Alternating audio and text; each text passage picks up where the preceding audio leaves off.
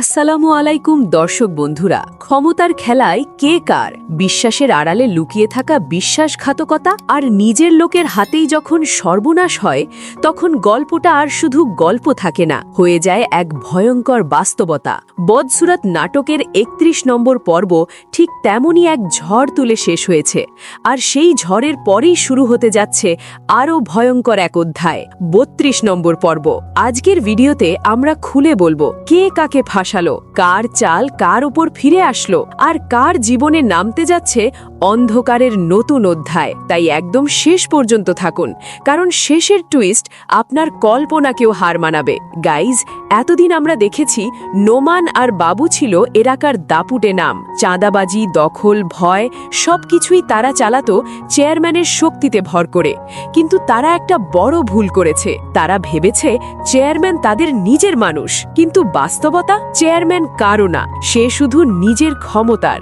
যেই মুহূর্তে চেয়ারম্যান জানতে পারল রহিম মোল্লা গোপনে জামালের সঙ্গে হাত মিলাতে যাচ্ছে, ঠিক তখনই খেলা বদলে গেল। এক মুহূর্ত দেরি না করে চেয়ারম্যান নিজের হাতেই নিজের লোকদের শেষ করে দিল। পুলিশ পাঠিয়ে নোমান আর বাবুকে সরাসরি হাজতে ঢুকিয়ে দিল। ভাবতে পারেন, যাদের দিয়ে সে রাজত্ব করত, আজ তাদেরকেই বলি দিল নিজের সিংহাসন বাঁচাতে।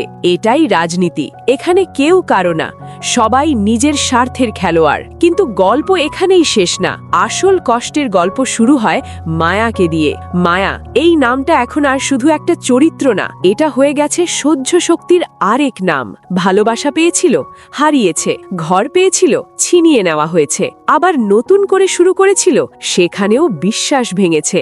বজরুল, যে একসময় তার পাশে দাঁড়িয়েছিল, আজ সেই মানুষটাই দ্বিধায়। নিজের ভাইয়ের কথায় প্রভাবিত হয়ে মায়ার জীবন থেকে তাকে সরিয়ে দেওয়ার সিদ্ধান্ত নিচ্ছে। কারণ একটাই, সম্পত্তি। একটা মেয়ের সম্মান, ভালোবাসা, জীবন সবকিছুই এখানে টাকার কাছে হার মানছে।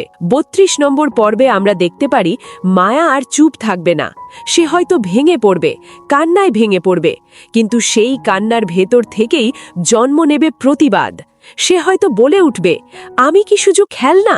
তোমরা যখন যেভাবে চাও আমাকে চালাবে। এই একটা ডায়লগ পুরো গল্পের মোড় ঘুরিয়ে দিতে পারে। অন্যদিকে জামাল, সে এখন ৪ দিক থেকে চাপে। একদিকে মামলা, অন্যদিকে চেয়ারম্যানের গোপন চাল, আর ভেতরে ভেতরে জমে থাকা কষ্ট।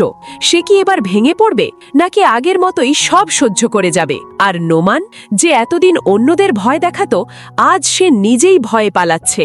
কিন্তু একটা প্রশ্ন থেকে যায়, এই গল্পে আসল খলনায়ক কে? নোমান, চেয়ারম্যান, নাকি এই সমাজটাই? সব প্রশ্নের উত্তর মিলবে আসন্ন ৩২ নম্বর পর্বে।